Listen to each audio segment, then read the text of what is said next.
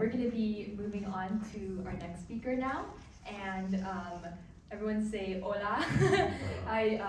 His name, I know him as Senor Olivas, and he's going to be talking about grappling with his Latino identity. I was about to say identidad. I was like, identity, so that he doesn't have to feel like he has to be someone that he's not.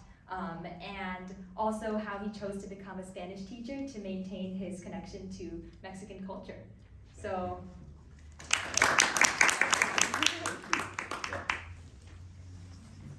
Thank you, Ritu, for inviting me to this.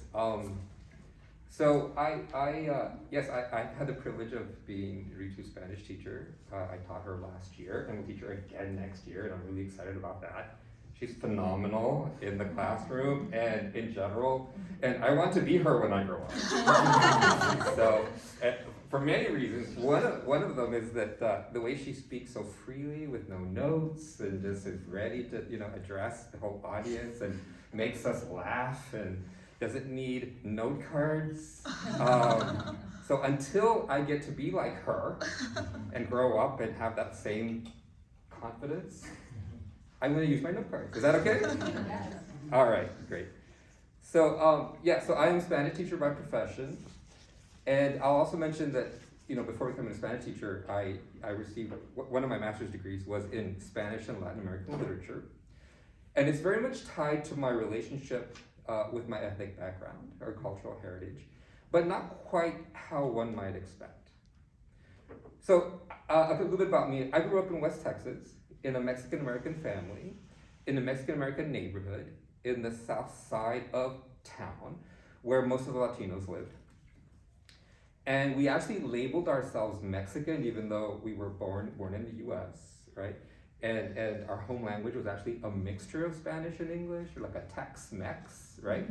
And whenever we met people who were actually from Mexico, they just basically said we were gringos, which is, right, white people, right? Because we were obviously culturally, right, from this country.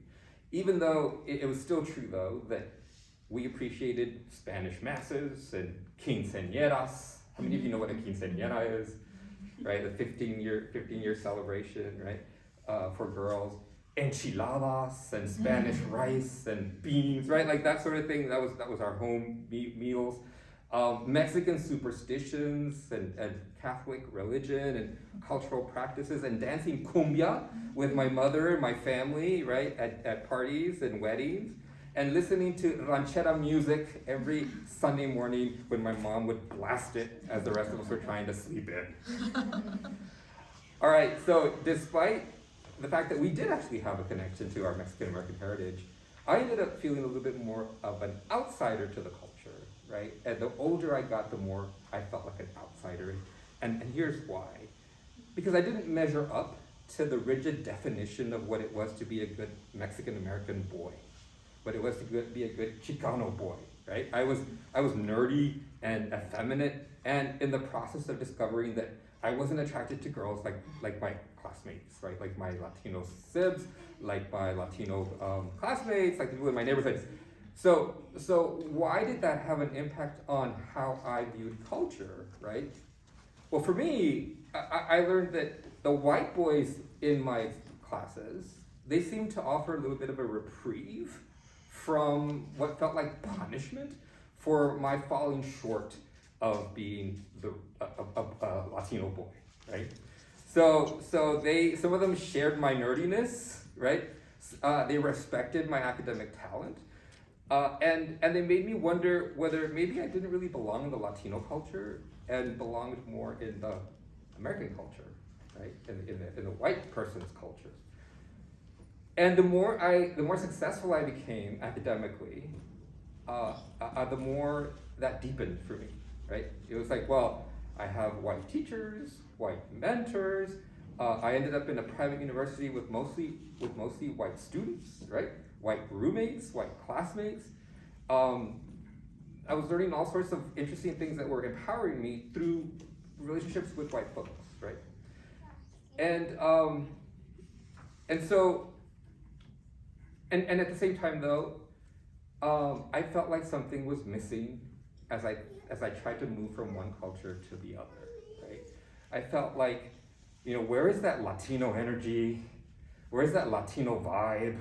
Where is that Latino humor, right? Where is that sense of community, right? Where is that the language that I was used to, even if it was a mixture of English and Spanish, right?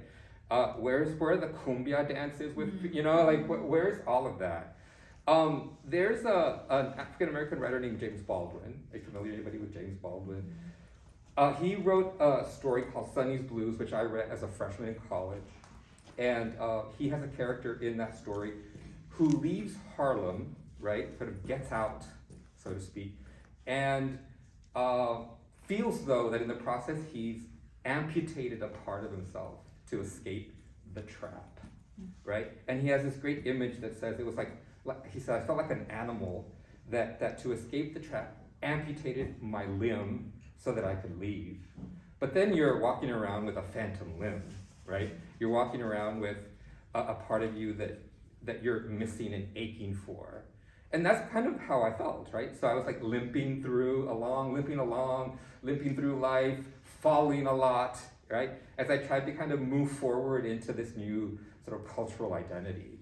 So, and yet that hunger, that sense of that phantom limb, made me make decisions about my academics, right? So I decided that if I can't belong to the culture, at least I can connect to the language, right? Like, I'm gonna take Spanish classes because this is one way for me to not have to fully abandon my background.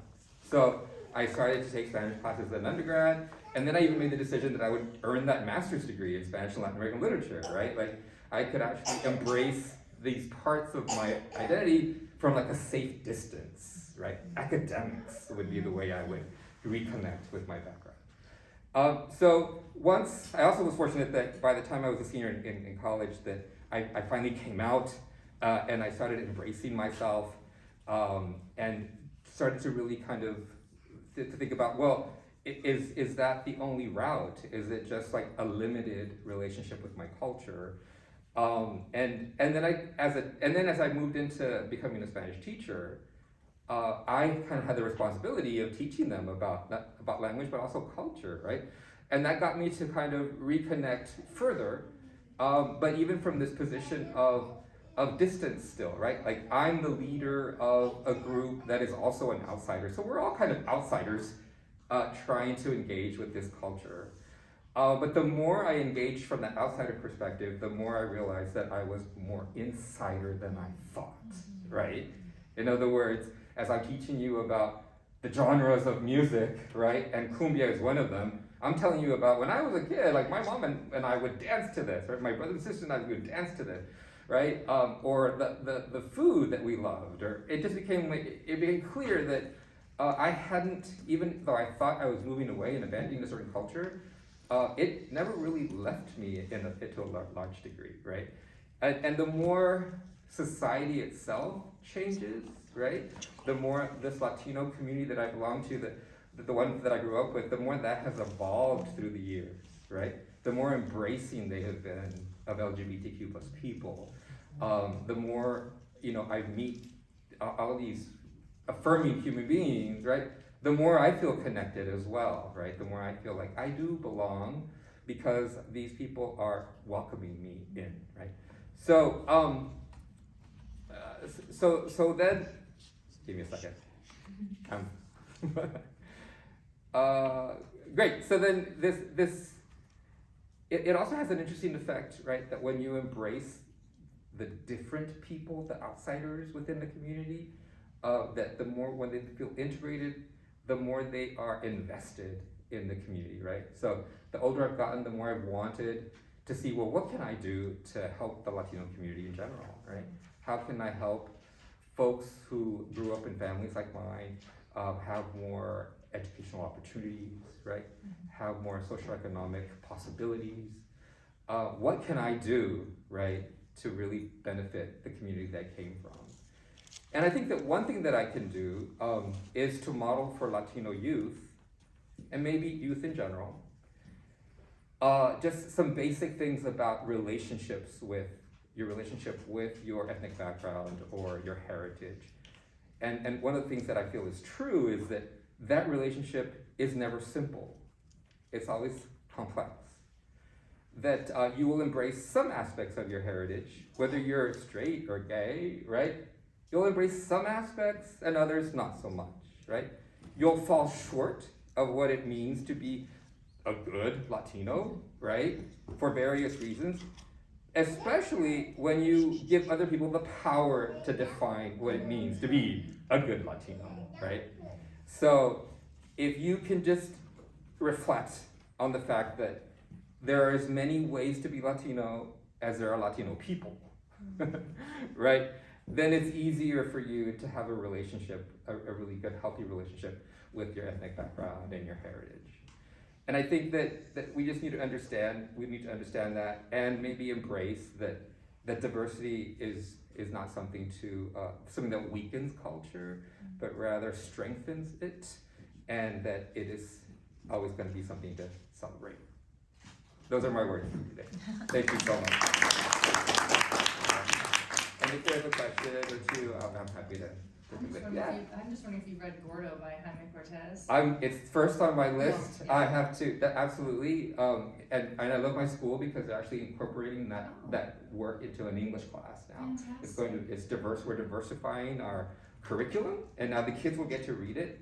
And I've heard a lot about it. We just talked about it, and I heard him speak, and it's wonderful, and I read it. But yeah. I'm glad you're incorporating it. I can't wait to read it. Thank you for mentioning that. Like I was Gordo. wondering. Yeah, absolutely.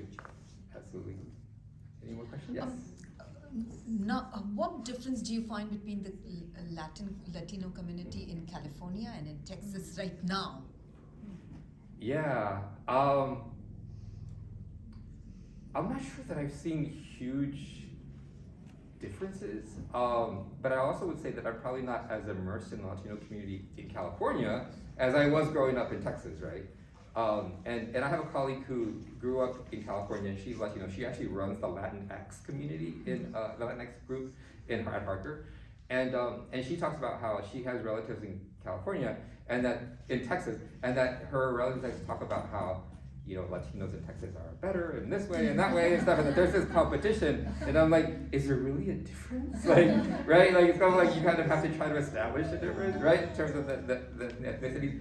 But I think that especially if you're someone who's not an immigrant, right, who's like first generation, second generation, then you're kind of this interesting mix of cultures, right?